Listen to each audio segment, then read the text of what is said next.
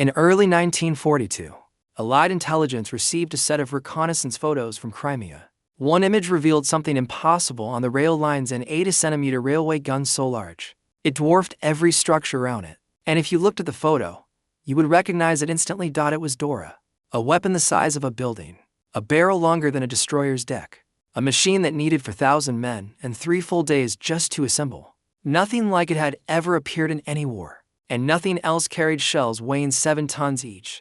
This is the rise of Dora, the largest gun ever fired in human history. Allied intelligence worked around the clock to track German movements across Europe. Every day, new reconnaissance photos arrived from patrol aircraft flying above rail lines, supply depots, and coastal defenses. Most images looked familiar: trains hauling fuel, columns of armored vehicles, or groups of soldiers marching through winter landscapes. Analysts grew used to the rhythm of sorting, labeling, and archiving thousands of pictures that differed very little from the ones before. Then a particular set of photos from the Crimean region created confusion. The moment they reached the room, the images showed a long stretch of track outside a small rail junction west of the Prekop Isthmus. At first glance, nothing looked unusual. Freight cars stood in tidy rows, cranes rested near warehouses, and workers moved equipment between platforms. Yet in the lower corner of one frame, a strange formation appeared. It cast a thin but extremely long shadow across the frozen ground, a shadow far larger than anything else nearby. When magnified, the shape began to reveal repeating curves that looked almost like gigantic wheels. Analysts hesitated because the scale did not match any known German machine. No standard locomotive matched the proportions. No artillery piece on record stretched that far. Some officers debated whether the photograph had been distorted by angle or light. Others suggested that the trains might have overlapped in the frame, creating the illusion of a single enormous object. But the shadow did not break or overlap in any place. It moved in one continuous sweep along the rails. Eventually, a specialist in German heavy artillery recognized the outlines of cradle supports and recoil structures. He proposed a theory that seemed too extreme even to speak aloud. The object might be part of a super-heavy railway gun. Only two designs on paper matched such dimensions. One was the 80-centimeter artillery piece manufactured by Krupp and known internally as Dora.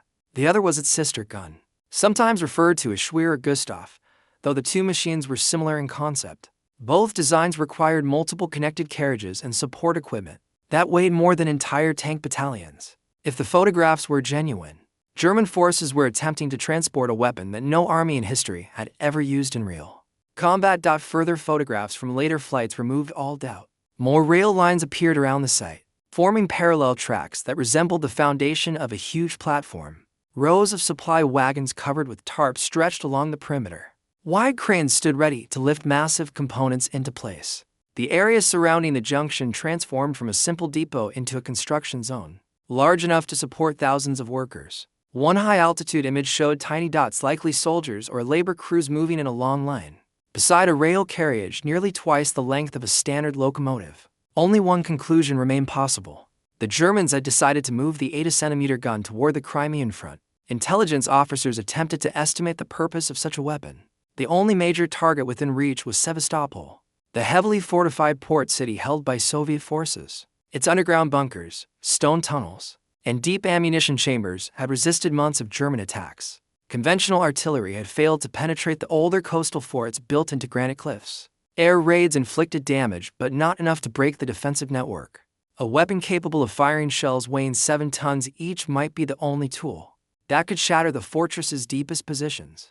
Reports from German prisoners captured near Kharkov supported this assessment. Some described a giant project that required more than 4,000 men for assembly and maintenance.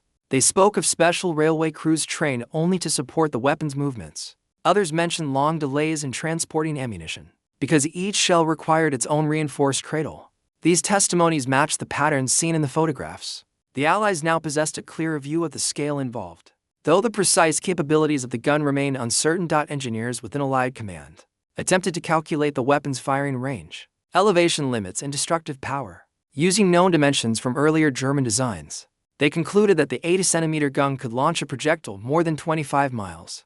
Under ideal conditions, penetration estimates varied, but some calculations suggested the shells could break through several meters of reinforced concrete. If aimed at underground supply chambers, the explosions might collapse entire tunnels and trap defensive units inside.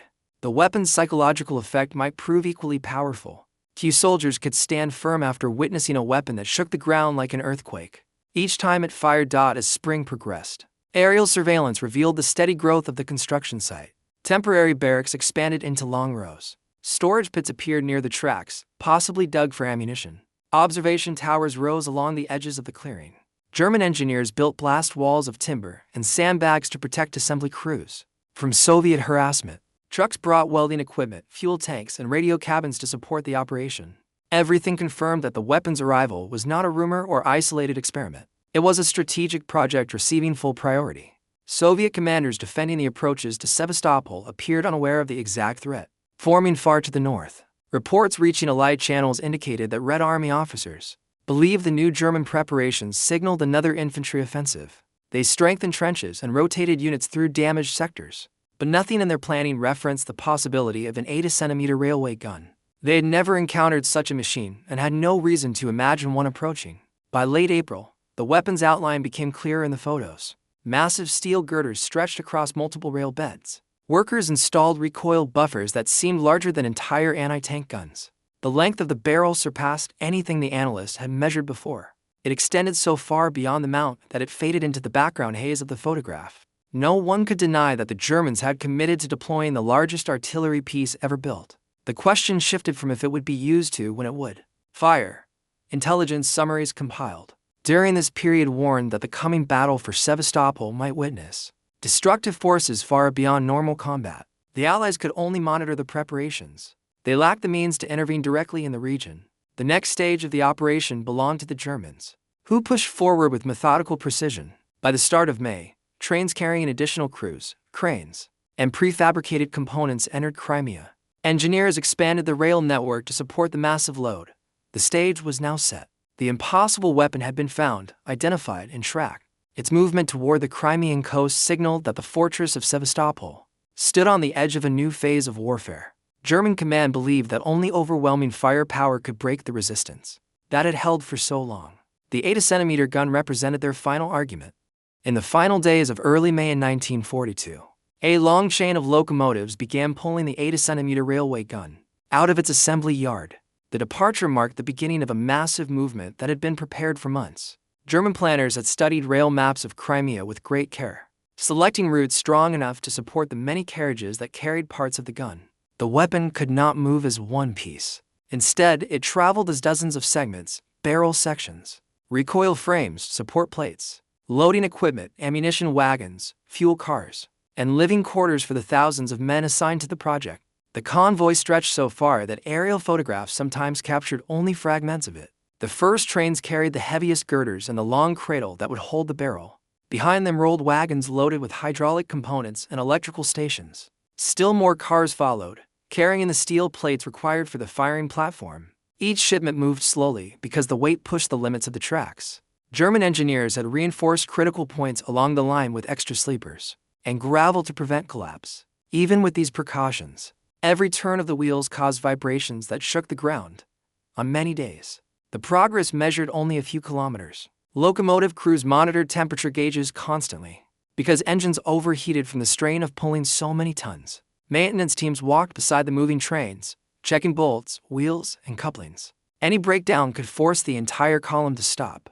The weapon's scale left no room for shortcuts. Every measurement had to be exact, every movement slow and controlled. Even the slightest mistake risked derailing the project. Along the route, villages saw the convoys pass like a procession of steel giants. Residents stood at a distance, unsure of what kind of machine required so many wagons. Some recognized the shorter support cars from earlier German artillery units, but none could identify the largest carriages that seemed too long and too strange to belong to ordinary guns. The convoys traveled under camouflage netting whenever possible, but the sheer size made full concealment impossible. From the air, the trains cut across Crimea as a dark line creeping toward the front. Field reports from Soviet reconnaissance units mentioned unusual rail activity, but underestimated the importance of the movement. Most assumed the Germans were shifting heavy mortars or reinforcement troops. Only a few officers noted the length and number of wagons with concern. Soviet command in Sevastopol prepared for another combined assault of infantry and air power, rather than the arrival of a super-heavy weapon. Information remained incomplete, and nothing in their experience offered a comparison to the German project. German artillery specialists, however, understood what lay ahead. The movement of the giant required careful coordination with construction units, already stationed near Bakhchisarai, where the main firing site would be built. These units worked day and night to cut new rail lines into the valley. Bulldozers and excavators cleared paths through hillsides. Steam cranes drove supports into the ground. Wooden planks and steel beams shaped the curves of the double track that would hold the mounting platform. The path had to remain perfectly level for the weapon to operate. Even a slight slope could throw off calculations or damage the recoil frame. Meanwhile, infantry along the Crimean front continued their siege of Sevastopol. The rugged cliffs and deep tunnels of the fortress city turned every advance into a slow struggle. German units captured outlying positions but suffered heavy losses each time they approached major coastal forts. These battles increased the urgency for the arrival of the giant gun. High Command wanted a weapon that could destroy underground depots and break open the last Soviet strongholds. The movement of the 80-centimeter gun became part of a broader plan designed to crush the city from both land and air. As the trains neared the designated valley, their speed dropped even further. Sharp turns and narrow bridges forced crews to move at walking pace. Scouts went ahead to check rails for sabotage or damage. Anti-aircraft teams defended the convoys from Soviet planes that occasionally crossed into the area. Most attacks failed to cause harm because the trains traveled under camouflage zones, protected by smoke generators. Still, the danger remained constant. A direct hit on any ammunition wagon could have halted the project for weeks. By mid-May, the first elements of the giant arrived at the construction site. Engineers unloaded steel platforms, support plates, and the large circular bearings that would allow the gun to adjust elevation. The crews worked with cautious precision. Cranes lifted each component into position while surveyors checked alignment with measuring rods. Every piece dropped onto the rails represented another step closer to the operational stage. As new carriages arrived, the site grew into a massive camp filled with workshops, barracks, mess tents, and storage depots. Thousands of workers, rail crews, artillery officers, welders, machinists, and security troops moved through the valley in a steady flow. The noise never stopped. Hammers struck steel plates. Generators hummed. Trains whistled as more wagons entered the area. The air carried the smell of coal smoke, oil, and freshly cut timber. The barrel sections arrived last, transported under heavy guard. When engineers opened the covering tarps, the workers saw the long steel tube glinting in the sunlight like the spine of a giant machine. Even in segments, it dwarfed everything around it. Dozens of soldiers stood along its length and still looked small in comparison.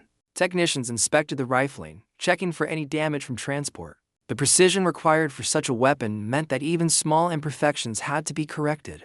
By late May, German commanders overseeing the Crimean offensive received confirmation that the weapon would soon be ready for assembly. The news strengthened their confidence that Sevastopol could be broken. As infantry along the front prepared for a renewed assault, the valley behind them transformed into a factory of organized effort. The movement phase of the 80-centimeter gun was nearly complete. The convoy's long journey across Crimea now gave way to the next stage, one that demanded even more coordination: the process of assembling the weapon. Under the constant threat of Soviet fire, the weapon had reached its destination. But its true impact would only begin when steel beams met firing rails, and the massive barrel rose above the valley floor. When the last train rolled into the valley in late May of 1942, the assembly of the 80-centimeter gun began immediately. German engineers had only a limited window to complete the work. The longer the weapon remained exposed, the greater the chance that Soviet aircraft or artillery would find the site. Assembly teams divided into groups, each responsible for a different part of the structure: the twin rail platforms, the recoil supports, the central carriage, the barrel mount, and the firing controls. Every action required careful timing because one mistake could delay the project by days. The first task focused on preparing the ground. Workers spread gravel, leveled soil, and aligned the parallel rail lines with surveying instruments. These rails were not ordinary tracks. Each length rested on reinforced sleepers driven deeper than usual to take the weight of the multiple carriages. The gun required to parallel rail beds spaced several meters apart. When the crew finished the adjustments, the tracks formed a long, stable corridor capable of holding thousands of tons of steel. The foundation had to be perfect. Even a small misalignment could damage the weapon during recoil. As soon as the rails were approved, cranes moved into position and began lifting the first support frames. These steel blocks connected the side carriages to the central structure. Workers guided them into place with ropes and signals. The sound of grinding metal filled the air as bolts met brackets. The operation continued throughout the morning and afternoon. Engineers checked every joint repeatedly because the weapon's recoil force would test each connection to its limit. The work demanded physical strength and constant precision, while the crews assembled the mount. The threat of Soviet fire grew steadily. Soviet artillery positions on distant hills occasionally launched shells that landed in the surrounding area. Most rounds fell wide because the valley lay beyond normal observation range, but the explosions reminded everyone that the enemy was not far away. German anti-aircraft units scanned the sky for hostile aircraft, ready to defend the site if needed.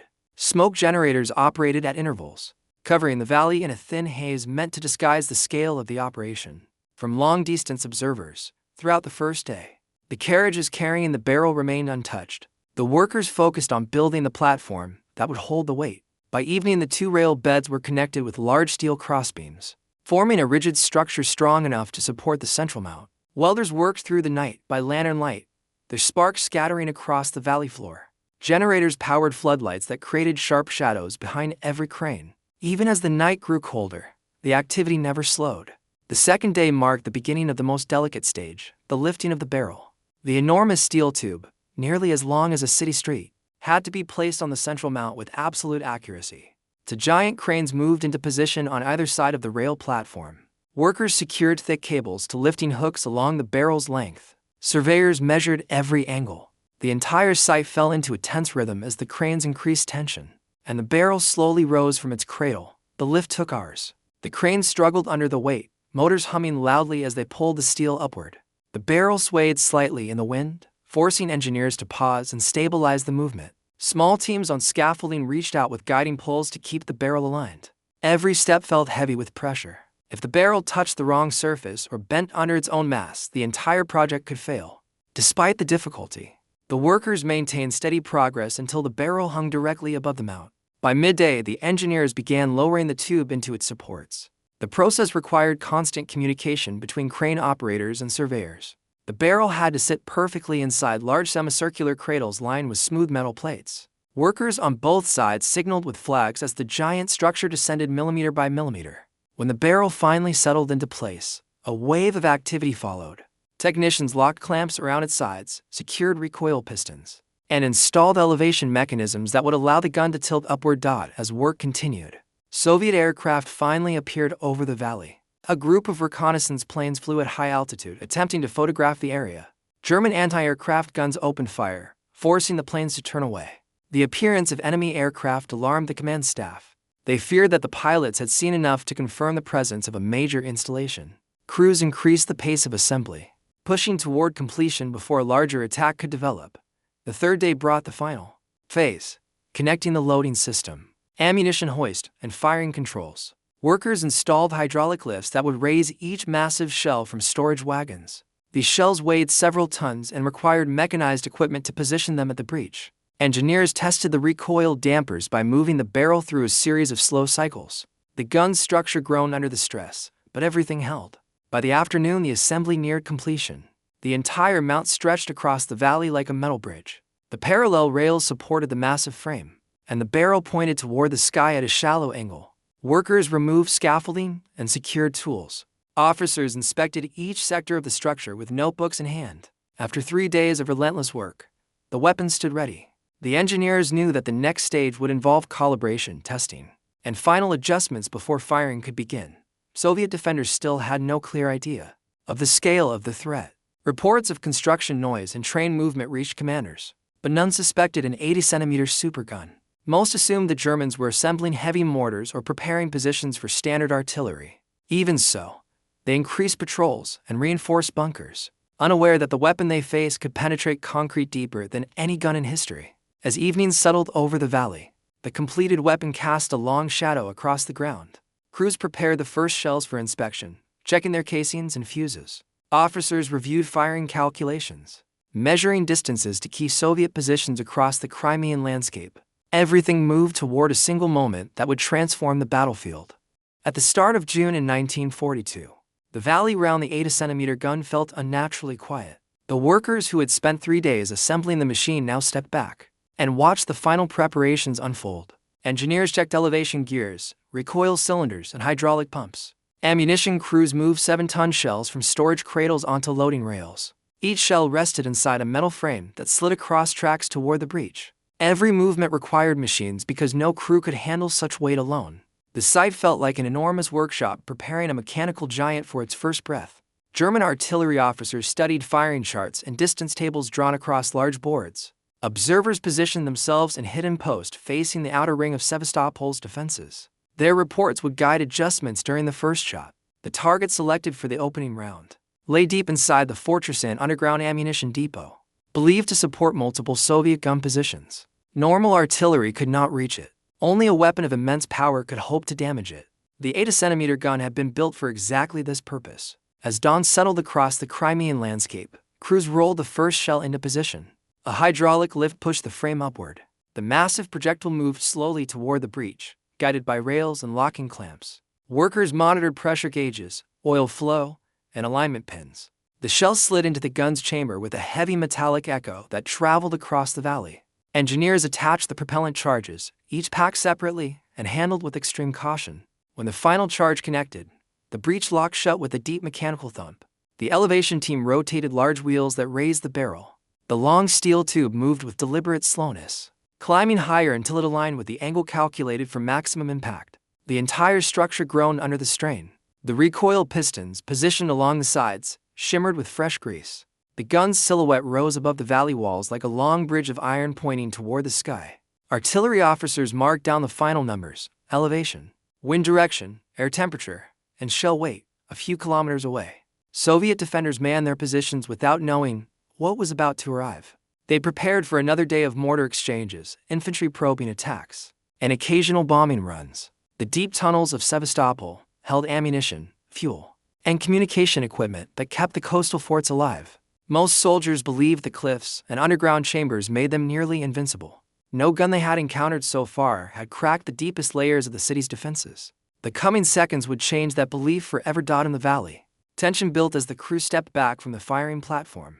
The signal to prepare the gun echoed across the site. Smoke generators stopped running to clear the line of sight for observers. The large firing switch sat inside a small control bunker at the rear of the rails. Inside it, technicians monitored wires and safety systems. When the final checks finished, the officer in charge gave the order to ready the weapon. The moment of firing arrived with a force that felt almost unnatural. A shockwave burst from the barrel, sending a ripple of sound across the landscape. Dust and gravel shot upward in a cloud around the mount. The rails trembled. The recoil pushed the entire assembly backward along its dual tracks, controlled by the pistons designed to absorb the impact. Workers braced themselves as the ground vibrated beneath their feet.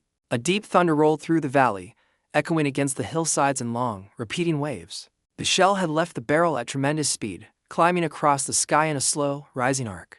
Even far from the valley, soldiers on both sides heard the blast. Some felt it as a pressure wave that passed through their bodies. German troops near the front looked up with surprise as the sound faded into a strange, distant rumble. Soviet soldiers in Sevastopol felt the air shiver around them. Many had no idea what caused the noise. Others believed an ammunition truck had exploded somewhere behind their lines. No one imagined that a single shell now hurtled toward the fortress from a weapon miles away. The descent of the projectile took only seconds, but its effect lasted far longer. Deep beneath the surface of Sevastopol, the underground ammunition depot shook violently. The 7-ton shell penetrated layers of earth and concrete before detonating with enormous force. The explosion carved a crater large enough to swallow buildings. Shockwaves tore through tunnels, collapsing supports and cutting off entire sections of the defensive network. Smoke poured through ventilation shafts. Debris tumbled through corridors. Communication lines snapped. The blast disrupted ammunition stores and ignited piles of explosives that added smaller secondary detonations. Above ground, Soviet soldiers felt the impact before they saw the aftermath. Towers shook. Dust blew out from the entrances of tunnels. Observers stationed on ridges stared in disbelief at the rising column of smoke. The surface shook as if struck by a small earthquake. Units nearest the blast zone lost contact with command centers. Voices on radio networks called for information, but many lines had gone silent. Inside the German valley, the firing crew began preparing the next shell. Engineers recorded the performance of the recoil system, then the condition of the mount. Observers sent reports confirming that the impact landed close to the intended target. Adjustments to elevation and propellant charge were added for the next round. The weapon had proven that it could achieve its design purpose. Now the crew aimed to refine its accuracy. In Sevastopol, confusion spread as officers tried to understand the nature of the attack. Some believed heavy bombers had struck deep positions. Others thought a hidden mine had detonated. The idea of a railway gun capable of such power seemed impossible. Without clear information, defensive units tightened their positions, expecting more explosions. They reinforced bunkers and moved wounded soldiers to safer tunnels, but no preparation could counter the destructive force of what was now pointed at them. As the day continued, the 80-centimeter gun prepared to fire again. The valley filled with the sound of machinery as the crew loaded the next massive shell. Engineers checked every system for strain or damage. The weapon stood ready for another shot, its barrel turning slightly as the elevation wheels adjusted to a new angle. After the first blast in early June of 1942, the valley around the 80-centimeter gun did not stay quiet for long. Once the engineers confirmed that the weapon had survived its first recoil, and that the mount remained stable, preparations for the second shot began almost immediately. The firing crews worked with practiced precision, moving large shells along steel rails, cleaning the breech, checking hydraulic pumps, and adjusting elevation. Every step followed strict routines developed during training. The weapon demanded exact timing because even a small error could damage its complex systems. The second projectile moved into the chamber as cranes lowered propellant charges onto waiting carts. The operators monitored pressure gauges while officers studied wind reports and adjusted calculations. The next target lay deeper inside the fortress network, another underground storage position, believed to hold fuel and ammunition for coastal batteries. Standard artillery had failed to reach it through layers of reinforced concrete. The 80-centimeter gun seemed capable of pushing through those barriers. When the weapon fired again, the effect traveled far across the peninsula. The ground shook in a rolling wave that reached German infantry preparing for their next advance. Dust clouds rose from the mount supports, and the recoil pushed the structure backward along its rails. Engineers checked the pistons again to confirm the recoil system remained within safe limits. Observers stationed near Soviet lines reported another deep explosion inside the cliff systems. They also noticed increasing confusion among the defenders. Smoke emerged from cracks in the ground. Several positions fell silent as the firing continued throughout the day.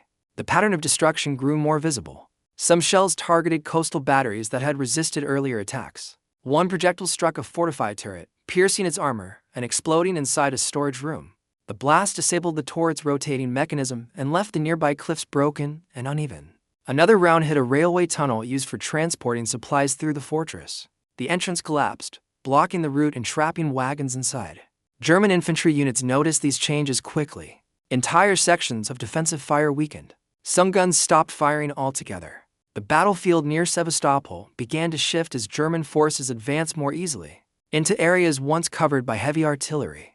The super-heavy railway gun had not replaced traditional bombardment or infantry action, but it created openings that had not existed before. Each new impact damaged the fortress's complex internal network. Meanwhile, Soviet defenders struggled to understand what kind of weapon created such massive destruction. Reports spread across the defensive lines describing explosions deeper and stronger than anything experienced before. Some officers believed large bombs had been dropped by high-altitude aircraft. Others suspected that German engineers had planted hidden mines under the cliffs. The real nature of the attacks remained unclear, because no one had ever witnessed a shell of such weight and velocity. Within the tunnels of Sevastopol, conditions worsened. Dust filled the air, making it difficult to breathe. Wooden supports cracked under pressure. Damaged ventilation systems allowed smoke to linger for hours. Medical stations became crowded as wounded soldiers were carried from collapsed sections. The fortress had been designed to withstand conventional siege tactics, but the deeper layers were not intended to face an 80-centimeter projectile. Throughout the following days, the railway gun continued firing in a slow, methodical rhythm. Each shot required long preparation because the shell charges and elevation had to be arranged with great care. The weapon could not fire rapidly like smaller artillery pieces. Even so, the psychological effect of each blast reached far beyond the immediate damage. Soldiers on both sides felt the sound in their bones. The defenders experienced moments of silence followed by sudden, powerful impacts that cracked tunnels and collapsed chambers. The attackers watched smoke rising from newly opened craters, proof that the fortress was weakening. German engineers maintained the gun with constant attention. They checked every bolt, measured the expansion of the barrel after each firing, and monitored the rails for signs of stress. The weapon required more manpower than entire artillery regiments combined.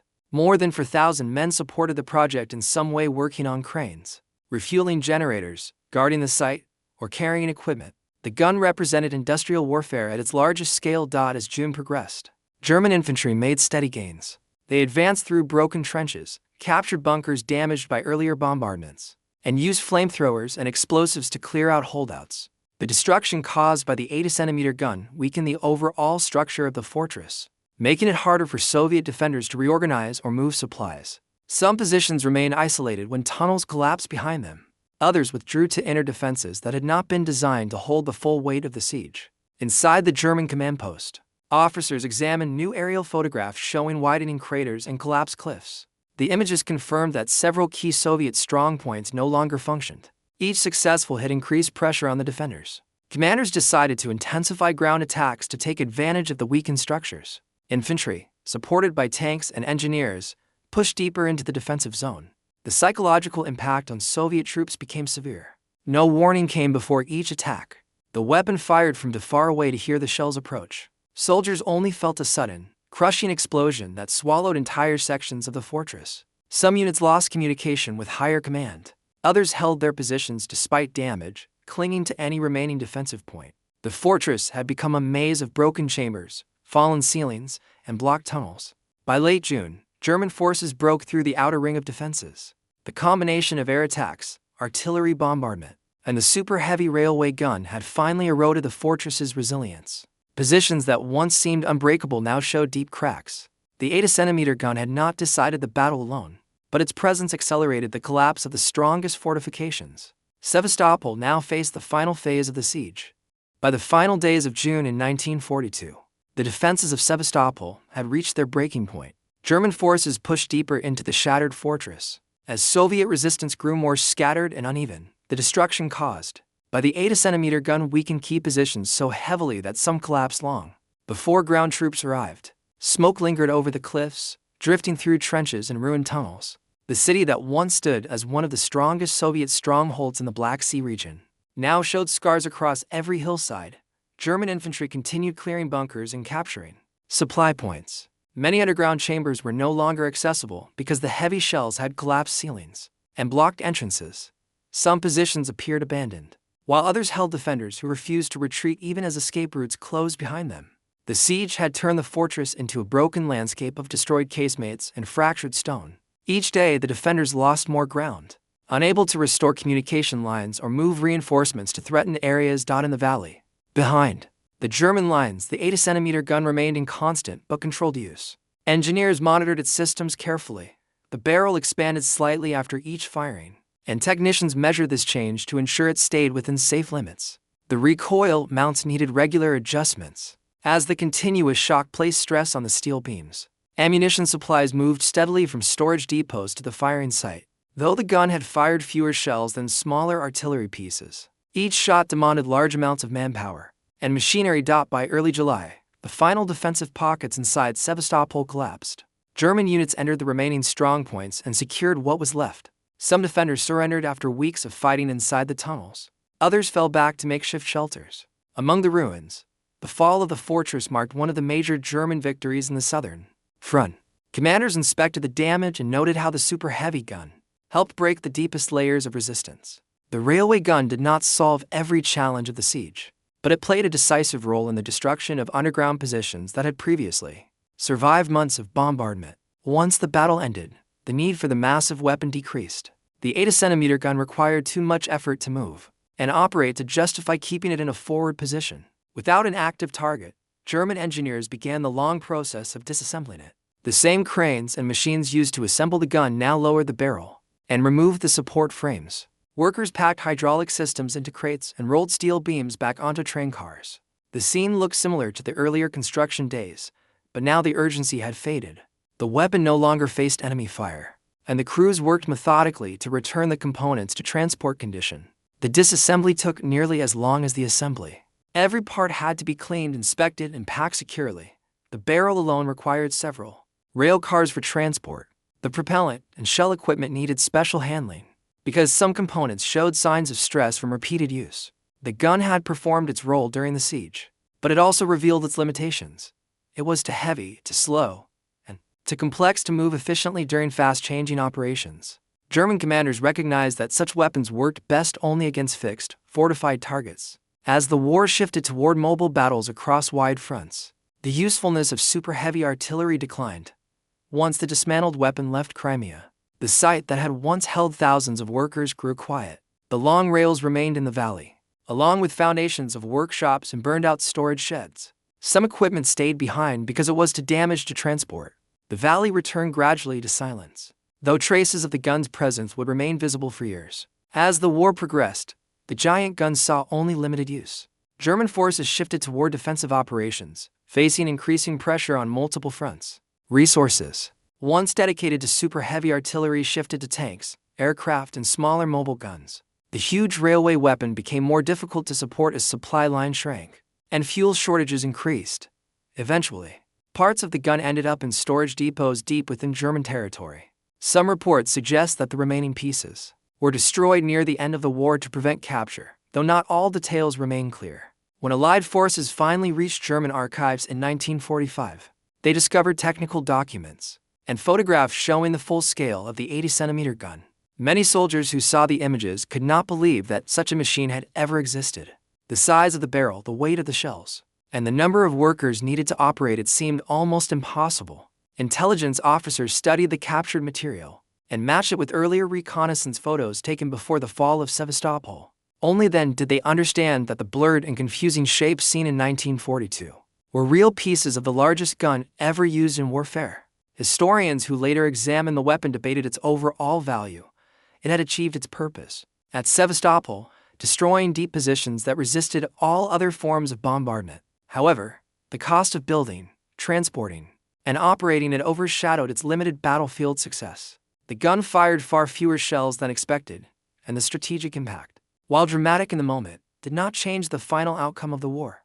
German forces eventually lost Crimea, and the Soviet army pushed westward across Eastern Europe. The legacy of the gun became a symbol of industrial extremes in warfare. It demonstrated what could be built when a nation devoted enormous resources to a single project. It also showed the limits of such weapons in a conflict that demanded speed, mobility, and flexibility. The 80-centimeter gun represented the last era of super-heavy artillery before rockets, fast bombers, and mechanized warfare made such machines obsolete. In the years after the war, the story of the railway giant spread across military history circles. Its images appeared in museums and books, often surprising readers with its scale. The weapon had served briefly, left a major scar on one battlefield, and then faded into history as newer technologies replaced it. Thus, the story ended where it began, with shock and disbelief. The Allies had once stared at grainy photographs, unsure of what they were seeing. Years later, when they finally uncovered the full truth, they realized they had witnessed one of the most extraordinary feats of engineering in the entire conflict. The giant railway gun had lived, fired, and disappeared, leaving behind a legacy defined by both its immense power and its limited purpose.